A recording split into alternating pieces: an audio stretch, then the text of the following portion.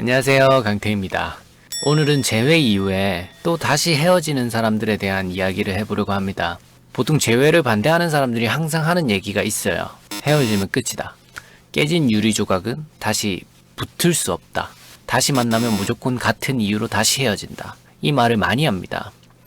저도 어느 정도 일리가 있다고 생각을 해요. 근데 저는 좀 더 이 주제에 대해서 깊게 많이 생각을 해봤는데, 개인적인 생각으론 서로의 원래 가지고 있던 습성이나 사랑하는 마음의 강도, 원래 기존에 가지고 있던 서로만의 신뢰, 체계, 이런 것들이 다 무너져서 그런 거라 생각을 해요. 재회한 이후에 대부분 급격하게 빠른 속도로 헤어지는 경우가 실제로 많습니다.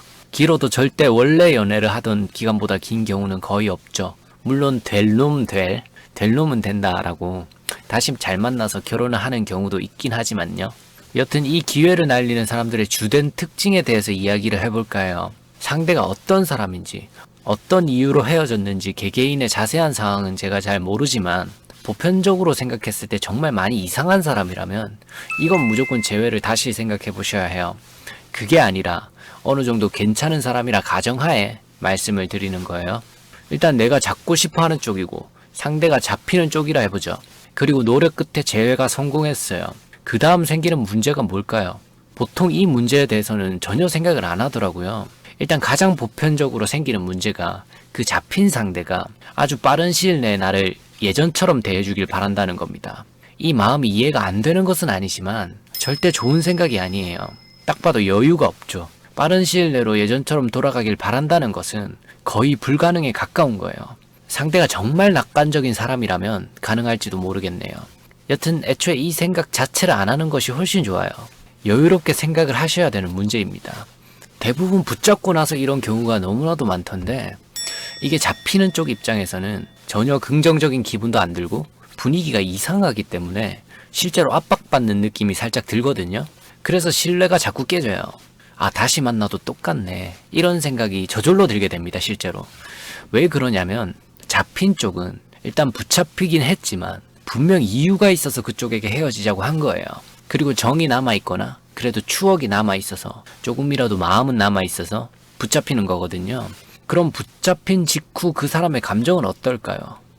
자기 자신도 잘 모를 가능성이 높아요. 거의 잘 모릅니다. 명확하지 않을 거예요. 뭔가 경계가 애매모호해진 상태라는 겁니다. 아직 마음이 남아있는 것 같기도 하고 아닌 것 같기도 하고, 정인 것 같은데 사랑인가? 사랑이 아닌가? 뭐 이런 생각들이 교차해서 일어나는 거죠. 그리고 한번 헤어지고 나서 재회를 다시 하게 되면 원래 관계 회복하는데 시간이 좀 걸리는 거예요. 상대가 예전처럼 못 해주겠다, 감정이 예전만큼은 아닌 것 같다, 이 말들에 너무 다들 신경을 쓰시던데 상대도 자기가 어떻게 변할지 사실 잘 몰라요. 진짜 몰라요. 재회 직후라 거의 그럴 가능성이 높습니다. 당연히 지금 당장 그 순간 마음은 그럴 수밖에 없어요. 감정이 그렇게 드는 걸 어떡해. 헤어졌다 다시 만났는데, 그리고 붙잡힌 쪽인데 머리가 일단은 혼란스러운 게 정상인 거죠. 그런 상태인 거야. 그래서 원래 이별 전에 나한테 대해주던 그대로를 바라지 말고 그 부분을 조금 내려놓으셔야 됩니다. 오히려 그 빈 부분만큼 재회를 원한 쪽에서 내가 더 잘해주는 게 훨씬 좋습니다. 그런 식으로 내가 평정심을 먼저 찾고 상대에게 여유를 주면서 시간을 좀 잘 보내면 다시 예전에 가깝게 돌아오는 경우가 실제로 정말 많아요. 그렇게 이해해줬는데도 돌아오지 않는다면 그건 진짜 심하이 해야 되는 거죠. 그렇지만 상대방 입장에서도 이미 재회하기로 했고 붙잡은 상대가 나한테 예전보다 더 잘하는 게 눈에 보이는데 어떻게 어색하고 불편한 상태로 그 티를 계속 내며 지낼까요? 그렇게 잘 못해요.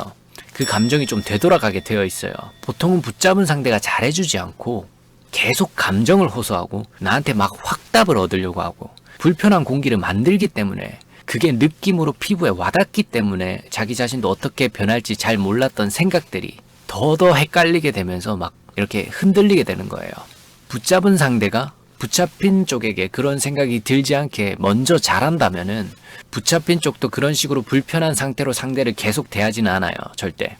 그리 오래 가지 않아. 어느 시점에서 네거티브에서 포지티브로 감정이 바뀔 겁니다.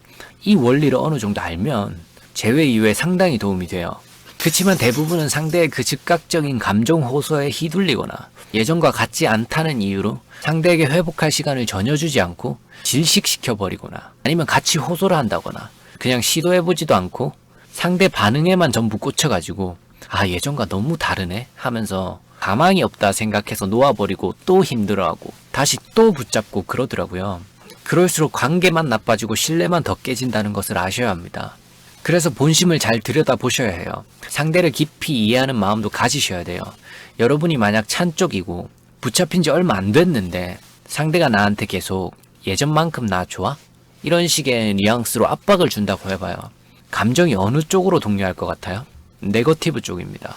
그래서 재회 직후 마의 기간을 잘 못 넘기는 거예요. 이 기간을 잘 넘기고 잘 만나는 사람들도 실제로 많습니다. 솔직히 말해서 붙잡힌 쪽들 감정은 비슷한 경우가 많아요. 왜냐하면 붙잡혔다는 것 자체가 마음은 남아있는 게 맞기 때문이에요.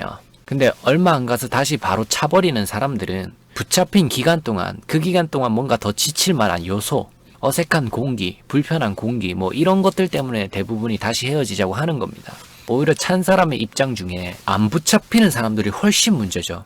이 경우는 붙잡고 싶어도 상대가 싫다고 하면은 답이 없는 거거든요.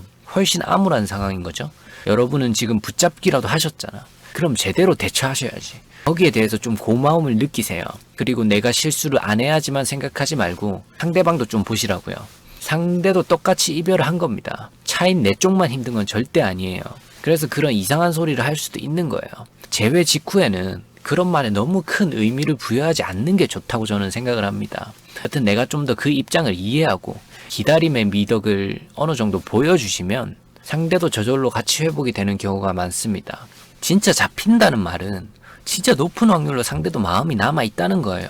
그렇지만 상대도 이별을 얘기한 원인이나 이유가 당연히 있었기 때문에 무의식적으로 테스트를 하고 있는 거라 보셔도 됩니다. 그 상대방이 여전히 행동이 똑같은지 안 똑같은지를 보고 있는 거예요.